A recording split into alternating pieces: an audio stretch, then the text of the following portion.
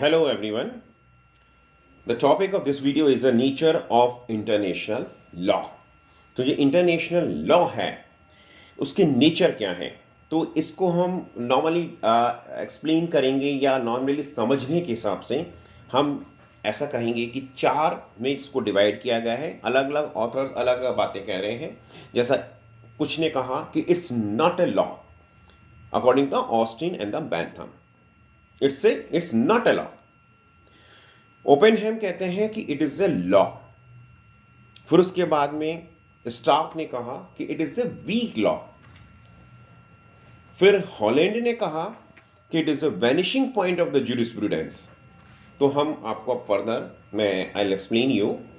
First जैसे हमने लेंगे कि it is not a law, क्योंकि इसमें कोई कमांड ऑफ सोवेरेन नहीं है, कोई नो सैंक्शंस। तो according to the Austin both elements are not present in the international law, जैसे कि not made by sovereign, not sanctional for the enforcement, क्योंकि उनके अकॉर्डिंग ये है कि कौन इसको कंट्रोल करेगा, कौन क्या करेगा, ये उनके अंदर थोड़ा सा मतलब कम दिखाई दिया।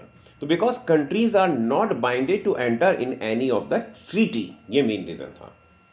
नेक्स्ट है it is a proper law, यानी according to Oppenheim law is the body of the rules which is followed by the community with consent. अब इसमें क्या है कि बॉडी ऑफ रूल्स भी है कि एक पर्टिकुलर बॉडी है वो जो इन रूल्स को कंट्रोल भी कर रही है।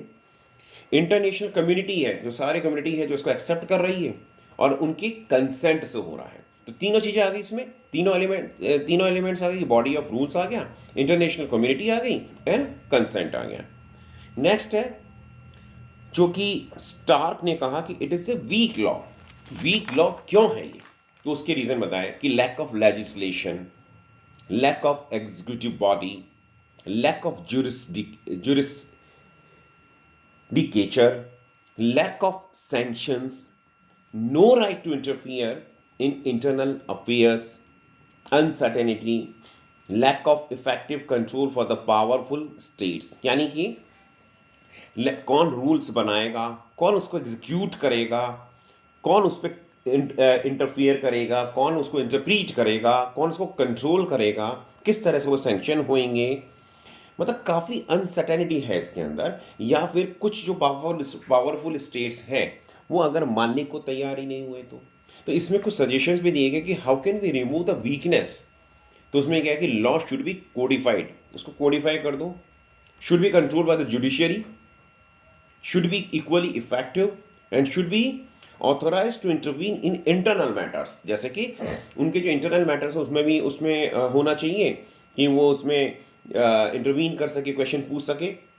तो ये इस तरह के उन्होंने वीकनेस को हटाने के कुछ सजेशंस भी दिए। नेक्स्ट पॉइंट आता है कि vanishing point of the jurisprudence.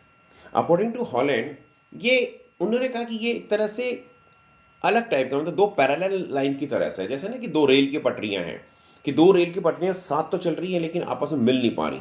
तो उनके according it is a it is just like a parallel lines which can not meet each other, मिल ही नहीं सकते।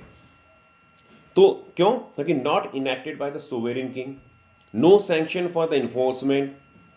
तो वो कहते हैं कि एक तरह से कर्टिसी के रूप में ले लो इसको।